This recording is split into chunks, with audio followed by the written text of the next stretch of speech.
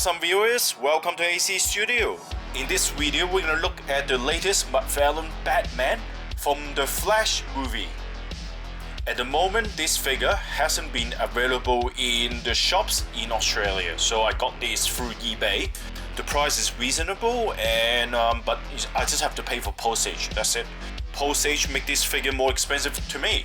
And in the last video, I have already reviewed the Mcfarlane Batmobile. This Batmobile is the 1989 Batmobile, and this Batman obviously is the 1989 Batman, played by Michael Keaton in the Flash movie again. The 1989 movie is the best Batman movie in my opinion, because that is what Batman is about. And the 1989 movie is definitely, no doubt to all the Batman fans, including myself, as absolutely the best Batman movie ever. You know, that was very original. Michael Keaton's gonna play Batman again and also wear the same costume. Yeah. I'm Batman. I'm Batman. And I believe this figure is probably the best-selling Mcfarlane Batman figure ever. Since I got this Batmobile, there's no way I cannot not have this Batman. So in this video, I'm going to look at the Batman figure, but also we'll test out how it sits and integrate together with the Mcfarlane Batmobile. I already realized that there are a lot of, YouTube videos about the review of this figure, so this video is a little bit late. Unfortunately, because I'm living in Australia, the toys we get is always 1 month, 2 months, or even 3 months, later than other countries like the States and Hong Kong. I used to live in Hong Kong, and I was, for a very short period at that time, about 3 years ago, I was the first person to review Mcfarlane toys in YouTube. At the time, I was a very small YouTuber. Well, actually, I'm still small anyway. Having 3K is nothing, and I only got 500 to 800 subscribers at that time. And it really helpful for me to grow my channel, at that time, because I was the first person ever on YouTube to review Mcfarlane action figures. And after I've done a few videos, I realized Hong Kong actually got the figures 1 month later than the States, the United States. And obviously someone in the United States wasn't really happy, saying how come in Hong Kong, people in Hong Kong got it much earlier than the States. The United States should get it earlier than any parts of the world, which is honestly, yeah, true in a way. So, and then I, unfortunately, as a small YouTuber, I was growing my channel, and then I cannot able to review, Mcfarlane toys, as early as possible. And obviously I lost all the advantages of that. I try to start the channel reviewing toys at the time, and unfortunately that's the way it goes. That is business at the end of the day. Not business for me, but business for people, wholesalers in the States, retailers in the States, people not happy. And then I have stopped reviewing Mcfarlane figures later on as well, because I don't see the point of doing that, because you only got 100 views, 200 views later on, so it was just really bad. Because the big YouTubers in United States got all the advantages, and now I'm living in Australia. Australia is slow for everything, everything. It is bloody expensive. The toys are bloody expensive. It's about almost twice the price of what I get in Hong Kong. Transformers, they're bloody expensive. Mcfarlane figures, this figures only cost $120 Hong Kong dollars, so roughly like $25 Australian. But in Australia, we have to buy for $40 Australian, or $45, which is almost double the price. I mean, the price in Australia is ridiculous. The tax is ridiculous, and the worst thing is it is very slow. So, so there's no advantage as a YouTuber on toy reviews. We're always slow, unless I'm a big YouTuber in Australia. So even I release, videos very late, and still you got the whole army behind you and watch your videos and like your videos. Unfortunately for a little potato like myself, only got 3K. No one's gonna watch it anyway. Anyway, that's what it is. Can't do anything about that. Well, unless I got it on Amazon, perhaps from the States, but it will be very expensive. I love the Michael Keaton Batman so much, I don't feel I want to open it at all, but I have to open it now, because otherwise I cannot put it together with the Batmobile. Alright, I don't want to say any more, and let's open this figure. Ta-da! Wow. And again, you know, they typically for Mcfarlane figures, they give you card and the base. Alright, I'll just open the box, and now let's go for the accessory first. The great thing is they give you 2 extra hands, exchangeable hands. Look at the details on it. That's really nice. Ah, you know, very realistic. And then it comes with the Batarang, which is okay. The details alright. It got some, you know, at least it got some patterns on the middle of it. That looks pretty okay. And then the grapple gun. That gun is okay. It should be black, isn't it? Like, I'm not too sure, but it shouldn't be silver. But remember, the 1989 one is black. Then let's have a look at the Batman. And now let's have a look at the details. Well, at first glimpse, I don't think it looks like Michael Keaton at all. You know, maybe because I'm so embedded with the 1989 version of the Batman. The neck itself is supposed to be much thicker, right? But of course, you know, in the latest movie, you know, technology is different as well. The costume they make is much more streamlined, much more fitting to the body. So the face looks much more sharp in the figure. So it doesn't look like the, you know, 1989 movie, but doesn't really matter. That's fine. On the side, it looks more like a Batman Begins, you know, costume. But anyway, overall looks really good. But in a certain angle, it does look like Michael Keaton, so it's okay. One thing I don't really like is why the eyes looking that way, right? Hello, looking at my finger. No, I don't like it. It should look straight, to be honest. You know. And this piece apparently is an extra piece that actually, you know, stick on it because they have the cape, so they have to hold the cape together. And the detail looks okay, and the badge is slightly tilted. Unfortunately, you can see it's not really, you know, center lined it. Also, it's tilted a little bit. I wish they can do better than that for Mcfarlane figures. And also, look at that. The details looks really nice here. And it has all these like a leather look effect, shiny effect, looking very nice as well. Yep. And then the belt is not in yellow. So that's why, in a way, it doesn't look like the Batman from 1989. And obviously, again, you know, maybe in the Flash movie, it is in black. And then you have this little different kind of a colored. So this is more like kind of like a matte color with a bit of leather effect on it. And this is another kind of like shiny leather effect on it. That looks pretty nice. You know, that's something that Mcfarlane did really well in other action figures as well.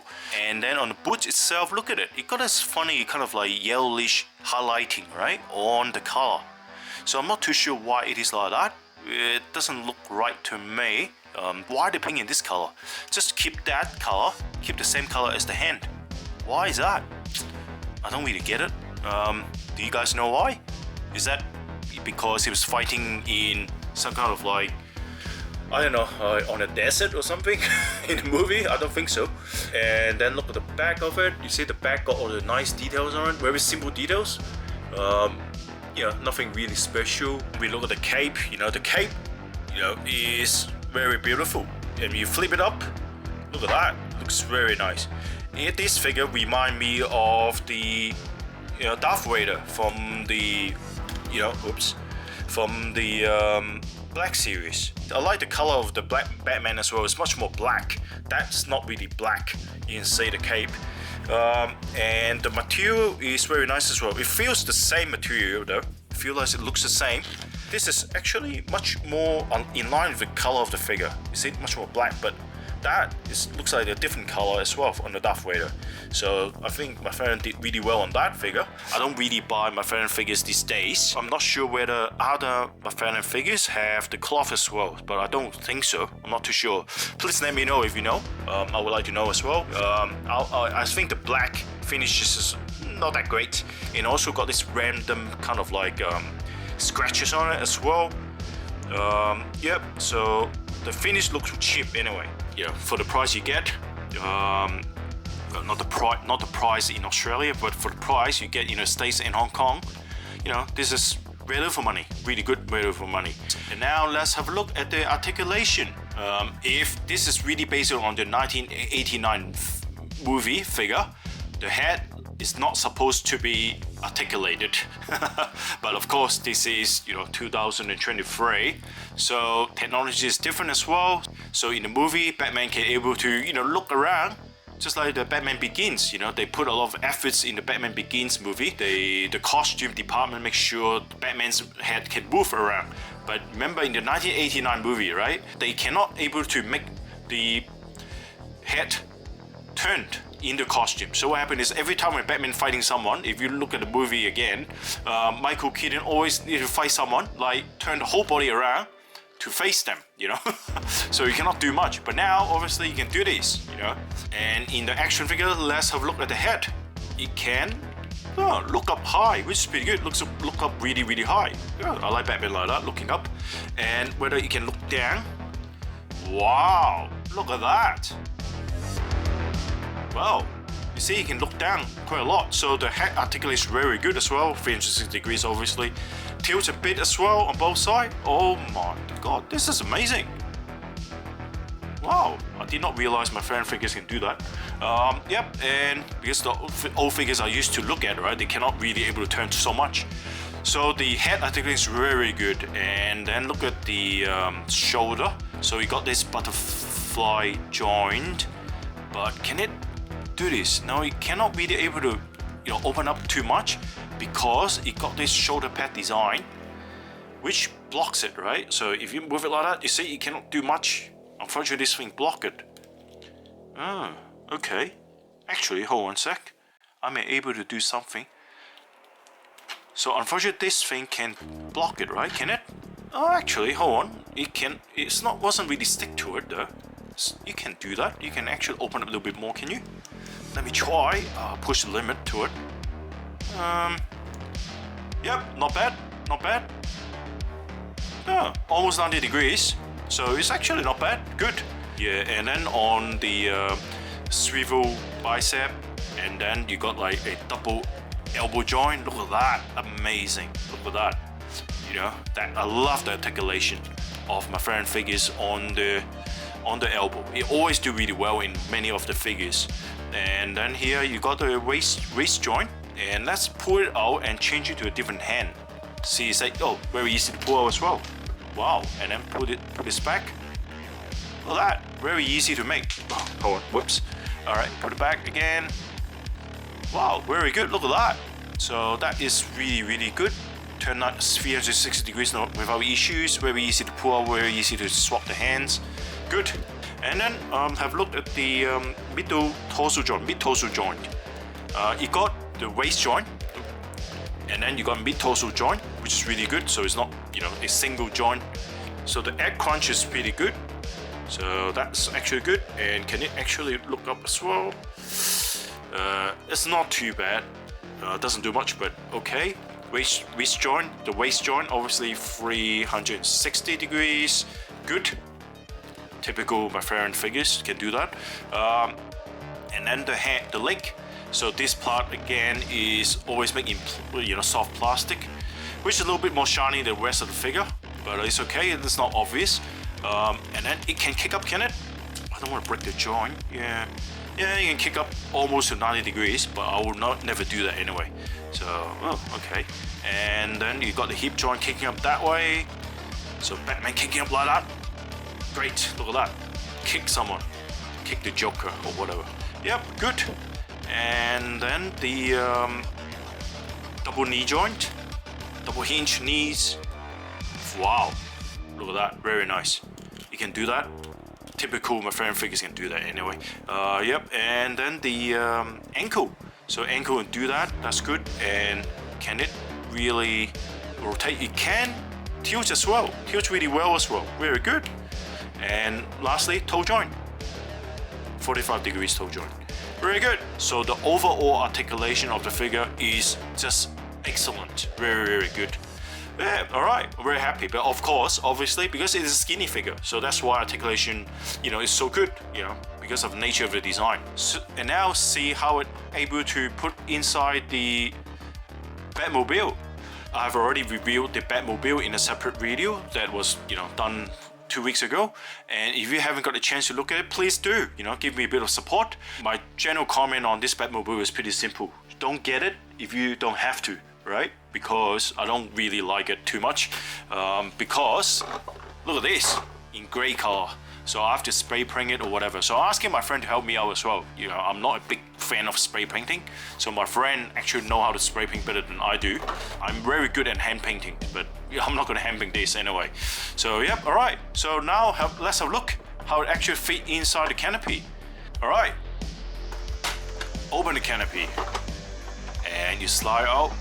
So let's try and put it in there.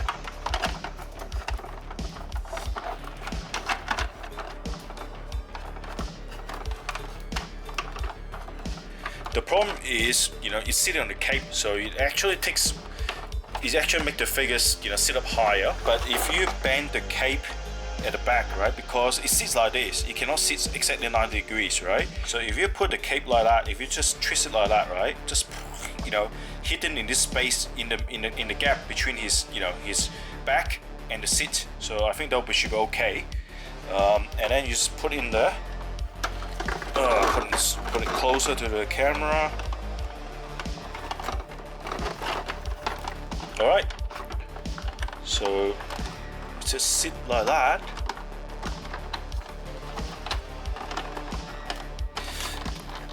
I find it a little bit tricky to, you know, make sure you can sit down, but I don't think you can. It seems like the legs is being blocked by something, right, inside, right? There's a bit of limitation inside. I'll see if I can open his leg a little bit more to squeeze in it. Yeah, a little bit tricky to put his head down, right? Wow, is that really that hard? Come on. No, I don't know why. Yeah, okay. So a little bit hard to push him down there, right? I find it really a little bit tricky. I'll see if I can close it. Actually, you can close it, that's not an issue. Alright, yep, you're just squeezing him there. So look at him, he's inside. You can see his eyes as well. Alright, okay. So a little bit tricky to put inside, but that is okay, that's not hard. You know, just if you cannot push the figure, just let the canopy, you know, close it off. That's not an issue. So yep, and he's obviously, you know, his ears, look at it. After I push it down, we twist it, and of course you can put his hand holding the steering, you know, or touching the button, so it looks okay inside. And so in the conclusion, this Batman is a must to get in my opinion. You know, even though it's Mcfarlane toys, it is very cheap, kind of like action figures, but you know, I highly recommend it. You know, you cannot not have Michael Keaton Batman, but for the Batmobile, just forget it. You know, this is just crap to me, in my opinion, right? For the price I pay as well. But of course, I'm, you know, bought it in Australia. If I'm still in Hong Kong, I probably got it very, very cheap. You know, cheaper than the States as well. And I believe this figure is probably one of the most popular, one of the best-selling Batman Mcfarlane figures ever. So overall, I give it a 9 out of 10 for a Mcfarlane figure. So now comes to the end of this video. So thank you very much for watching till the end of this video. Despite, you know, there are so many reviews on this figure already on YouTube. So I really appreciate it. I know it is very late, but I'll talk to you next time. Bye for now.